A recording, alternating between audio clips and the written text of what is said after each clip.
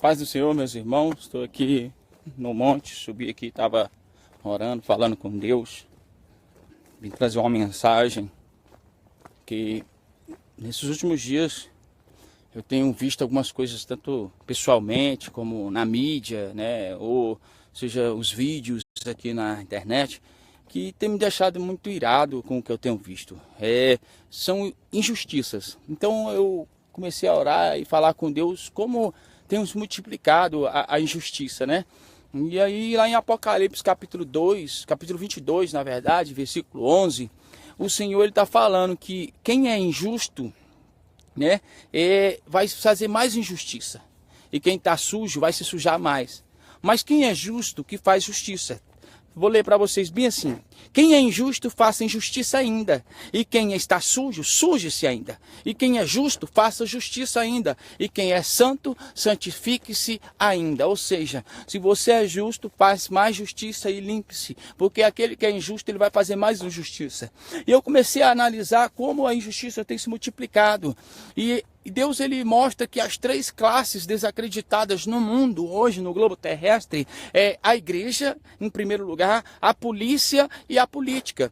E é incrível como essas três classes elas têm se tornado tão injustas, porque a polícia é cada um que está com a sua farda e com a sua arma, irmão. Cada policial, ele sozinho, você conversando com ele é um cara totalmente normal, totalmente tranquilo, mas quando ele está no grupo, ele começa a cometer injustiças ali com aquele grupo. Então, o que me vê aqui, eu não estou preocupado se ele vai achar ruim ou não, ele tem que se analisar. Então, ele vê que quando ele está em grupo, ele faz injustiça. Eu tenho visto nos últimos dias como cada um, ele acha que ele não é só um representante da lei, ele acha que ele é a própria lei. Ou seja, um representante da lei, irmão, ele tem que fazer algumas coisas, outras coisas não cabem a ele da sentença. A sentença ficou para o juiz. Existe alguém ainda acima do juiz que chama Deus. Cabe a ele a sentença maior. Então eu vejo que os deputados também, que estão ali, os representantes da lei, eles também se acham a lei. Só eles podem ter dinheiro, só eles não podem puxar cadeia, só eles podem roubar, só eles podem criar tudo. E nós estamos aqui,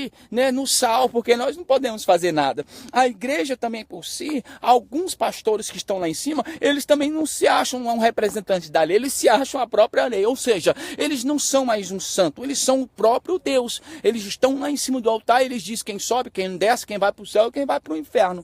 Então, acontecendo isso, as pessoas não confiam mais na polícia, as pessoas não confiam mais na política, as pessoas não confiam mais na igreja, porque essas três classes, irmãos, que tinham que defender o ser humano, hoje elas estão acabando com eles, acabando com si próprio. Eles estão matando, estão prendendo, dilacerando, acabando com tudo. A igreja acaba com a vida sentimental, física e espiritual do ser humano. O político, ele acaba com tudo que podia fazer de lei para o ser humano. A polícia, por sua vez, comete umas coisas que a gente fica impressionado. Então eles têm se tornado injustos e fazendo muito mais injustiça. Eu fico impressionado, irmão, como um homem que pensa assim, cara, eu só sou um representante da lei, eu não sou a lei. Então não cabe a mim fazer justiça com a minha própria mão. Salve-se, meu Deus, aquele que Deus declara, pode fazer. Porque quando os reis consultavam a Deus, eles diziam, Senhor, eu subo, Senhor, eu pelejo, ou seja, eu faço justiça, e Deus falava, não. Deixa comigo. Ou então falava, vai. E Deus, ele fala até para Josafá, ó, essa peleja tu não tem que pelejar, a justiça está na mão de Deus. Dele é a justiça. Então, quando eu olho os vídeos, irmão, vendo os policiais ali, que são representantes da lei, tomando as mercadorias dos ambulantes que estão trabalhando, ainda que esses ambulantes estejam errados, não cabe a ele fazer justiça do tipo, jogar todos os alimentos deles no chão, bater, espancar, humilhar e sair rindo, como aconteceu na rodoviária do Plano Piloto, saíram rindo. Então, meu irmão, esses mesmas pessoas, ainda bem que Deus lá do alto céu vê. Então a gente fica vendo como tem morrido muitos e a gente fica com dó, mas isso ali estão pagando pela injustiça. Nós estamos vendo muitos deputados também roubando na cara dura, vão lá no outro dia, estão pedindo voto, tá lá falando com você como se nada tivesse acontecido. Mas eu vejo muitos aí que vai estar no leito, 2018 o Senhor vai estar aí, eu tô orando para que Deus rape mesmo, para que Deus bote ali pelo menos uma enfermidade que vai fazer com que eles se arrependam, porque o homem, irmão, quando está tudo bem, o homem ele vai continuando fazendo os seus erros, ele continua matando, ele continua roubando, ele continua tudo. Mas no dia que ele está frente a frente com a morte, ele fala, Senhor me perdoa, Senhor me ajuda. É igual a história de Manassés. A Bíblia vai dizer que não existiu ninguém mais injusto do que Manassés, ninguém mais promíscuo do que Manassés. Manassés reina 55 anos, irmãos, de Jerusalém. fazendo tudo que era mal aos olhos de Deus. E ali Deus manda um, manda dois, manda três, fala, olha meu filho, conserta, muda de vida. E aí Manassés não dá ouvido. Assim como eu estou falando nesse vídeo aqui, eu sei que tem policiais que vai ver, eu sei que chega na mão de um político, eu sei que um pastor vai ver, mas eu estou falando conserta hoje, o dia é hoje, não é amanhã. Amanhã vai doer na tua carne, toda a tua injustiça, assim como doeu na carne de Manassés. Quando o profeta Isaías chega, Manassés arrepende dos seus pecados, Manassés pega e manda matar o profeta Isaías cerrado ao meio. Olha, não existia serra elétrica, foi manual, foi cerrado da cabeça para baixo, não teve dó nem piedade. A Bíblia vai dizer que Isaías não gritou, não pediu perdão nem misericórdia. E eu penso do mesmo jeito, se me pegarem e falarem, retira tudo que você falou, meu filho me mate, porque eu não vou pedir misericórdia. Se eu estou falando é da parte de Deus. E assim como Manassés matou o profeta foi lá representar Deus. O profeta era um representante de Deus, ou seja, ele não era o próprio Deus. Ele não foi lá e falou, não vou matar o rei primeiro, antes que ele mande me matar. Não, ele deixou que se cumprisse a justiça de Deus sobre a vida dele.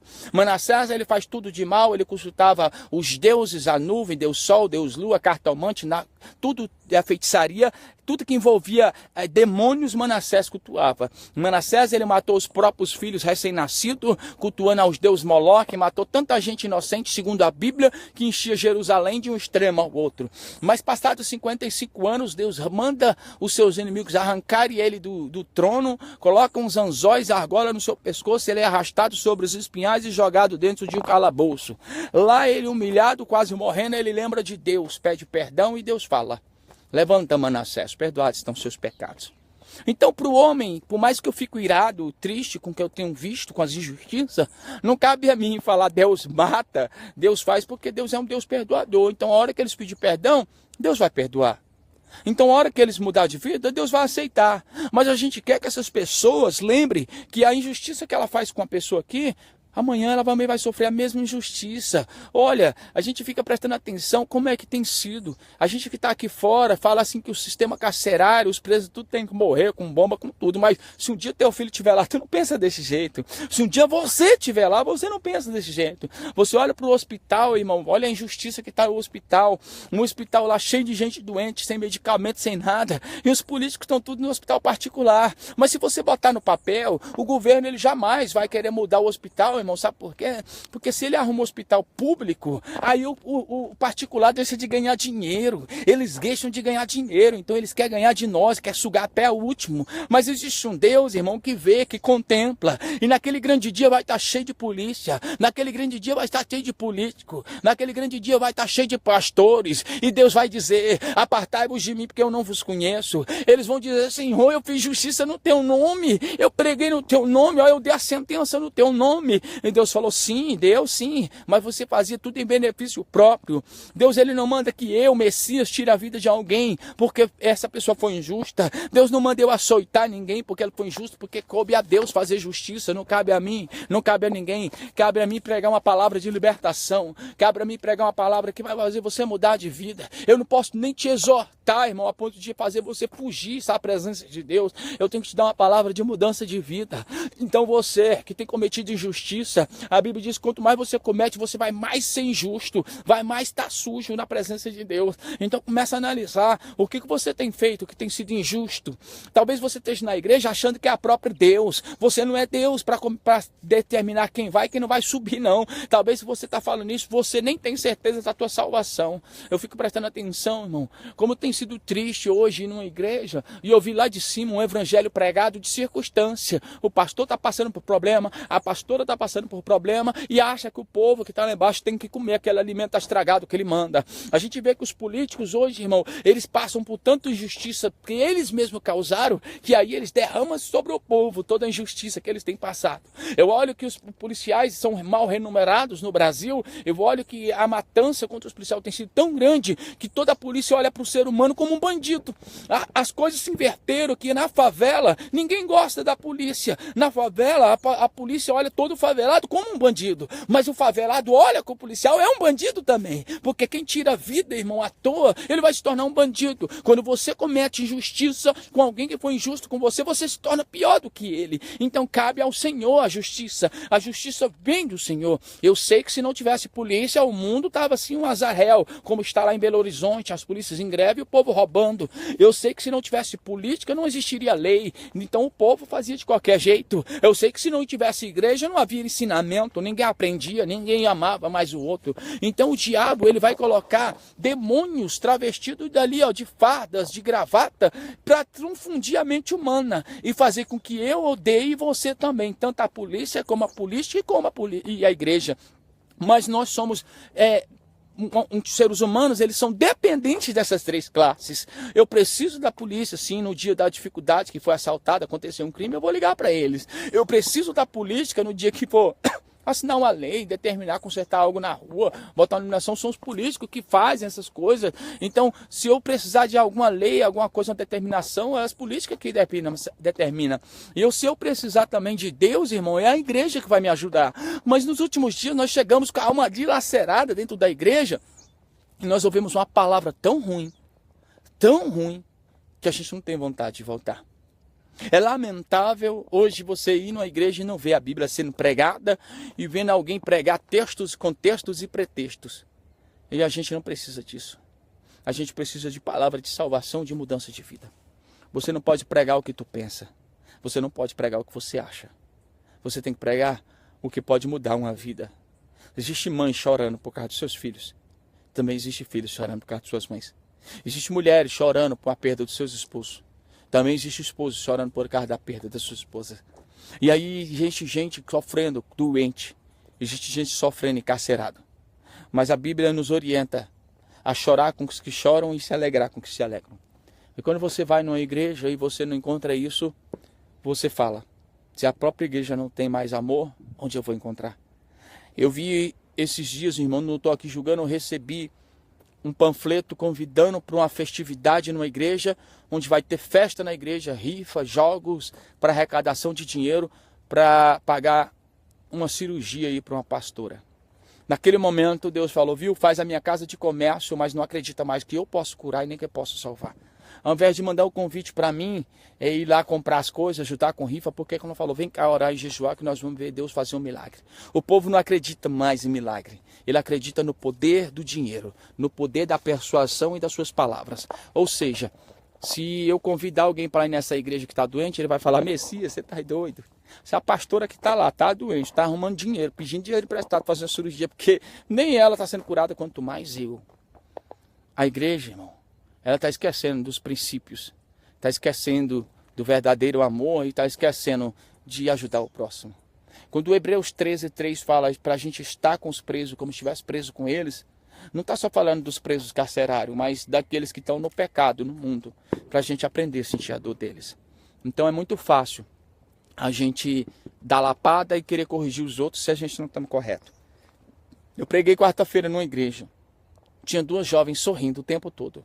Desde a hora que eu cheguei. Eu não sei o que tinha de tão engraçado, mas elas riam, conversavam o tempo todo. Eu ministrei aquela palavra, mas em momento nenhum, graças a Deus, eu direcionei uma palavra com aquilo que me incomodava. Os risos e a conversa. No final do culto, uma delas me pediu oração. E aí eu perguntei, você veio com o pessoal a aceitar Jesus? Ela, não. E eu posso fazer uma coisa aqui, você me permite? Ela, sim. E eu tampei a boca e o nariz dela. E fiquei olhando ela nos olhos e disse, a boca sorri, mas os olhos choram. Há uma depressão profunda dentro de você e um vazio e você pensa em se matar. Você quer alegrar as pessoas com esse riso falso, mas Deus manda te dizer que pode preencher esse vazio. E a partir do momento que esse vazio for preenchido, o seu riso vai alegrar a vida de pessoas. Ela chorou e disse que queria aceitar Jesus. Então, eu não usei a circunstância, porque eu vi a menina rindo, para atacar ela, ou para dizer a palavra me diz isso, cala a boca, Satanás. Não. Eu deixei Deus me usar na palavra e eu respeitei ali, ainda que ela estivesse errada. Então, que você que é pregador do evangelho, faça o mesmo. Não leva a palavra para matar ninguém não, irmão. O diabo já está fazendo isso no mundo. Não leva a palavra para machucar ninguém não, por favor. Você que é pastor, o ano termina hoje. É uma vergonha para você não saber o que passa na vida do seu membro, do seu discípulo. É uma vergonha para você não saber cadê aquela ovelha que saiu da igreja. É uma vergonha para você, que é pregador do evangelho, saber que pessoas deixaram a igreja por causa de uma palavra tua. Falo isso com convicção, irmão, porque eu vi muita gente saindo da igreja. E tem gente que diz, quem sai da igreja por causa do homem não entrou lá por causa de Deus. Mentira do diabo, não funciona assim não. Você não vai permanecer num lugar que você é insultado. Você vai permanecer num lugar onde você não é bem-vindo. Você não vai permanecer nesse lugar, irmão. Você não vai permanecer. Então não funciona desse jeito. Quem sai da igreja por causa do homem não entrou lá por causa de Deus. Você vai querer ficar num lugar onde te humilham? Você vai querer ficar num lugar onde a pessoa não te dá uma palavra que te consolo, só sabe apontar, só sabe criticar, usa a palavra para te machucar, usa a Bíblia para mentir, para enganar? Não funciona desse jeito. Então no dia que a gente sai por causa de uma palavra que machucou, que nos ofendeu, é ruim. Eu saí sexta-feira de uma vigília, irado, triste, irmão.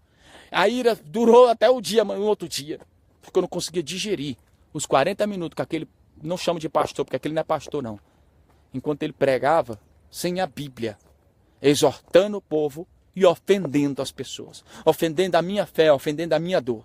E eu fiquei extremamente irado com aquilo, que eu acabei de falar para o pastor ali embaixo. Ele gostou da vigília, mas eu falei, não gostei. 40 minutos falando o que ele achava.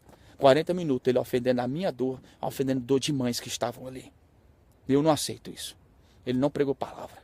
Ele não vive palavra. Quem vive da palavra, irmão, prega amor. Prega fé e prega esperança. E tudo permanece essas três coisas. Fé, a esperança e o amor. Coríntios 13 fala que o Jesus era o próprio amor. E ele em momento nenhum você vai ver ele pregar ofendendo alguém. Pregar destratando alguém. Ele era destratado, mas não destratava ninguém. Ele era ofendido, mas não ofendia ninguém. Pelo contrário. Jesus ele respondia de uma forma tão incrível que incomodava. Responder com amor incomoda demais as pessoas. Responder com amor incomoda muito mais do que responder com gritos, com ofensa e com porrada. Eu quero desejar um feliz ano novo para vocês. Maciel que me assiste, o Márcio, saudade de você, meu querido. A Elisete, todo mundo que está aí me assiste, pessoas que compartilham os vídeos, eu fico feliz, sabe? O Robson, o Jones, o irmão Edson Costa, Deus abençoe a vida de vocês.